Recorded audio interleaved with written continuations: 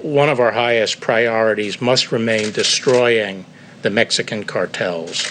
The president has made clear that we are in this fight against the cartels to win, and that we are not interested in half measures.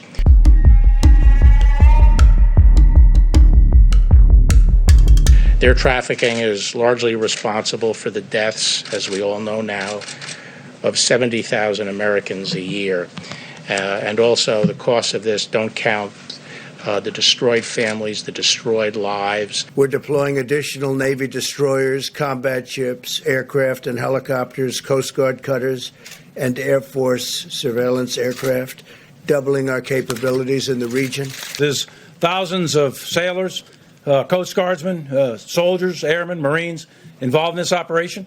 We came upon some intelligence some time ago that the drug cartels, as a result of COVID-19, were going to try to take advantage of the situation and try to infiltrate additional drugs into our country.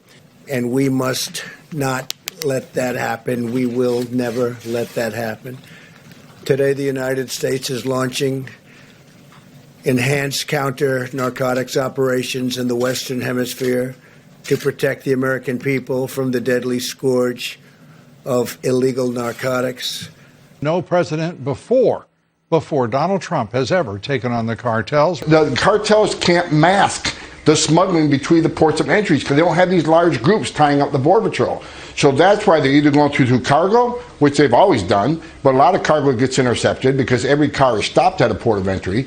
But they're going to go to maritime, and that's what the president talked about yesterday. Intelligence clearly shows they're going to start going back to the Caribbean and smuggle maritime, and the Coast Guard is going to get a lot busier. I don't want to say what I'm going to do, but they will be designated. I am going to be designating the cartel. Absolutely. I've been working on that for the last 90 days. You know, designation is not that easy. No, I know. You have to go through a process, and we're well into that process. This is great news. It's great news for public safety, and it's great news for national security.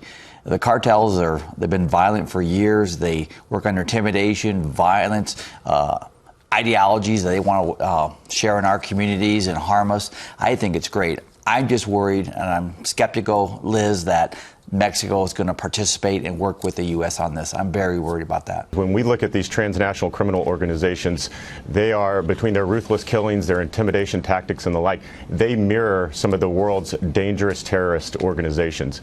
And so I commend President Trump and others that are taking this threat seriously. We look at the scourge of illicit drugs and the like coming through our border. We see criminals coming through our border and the like, and it all starts with these transnational criminal organizations and these cartels. This president made a great move yesterday by putting them on notice. They're not going to get away with it.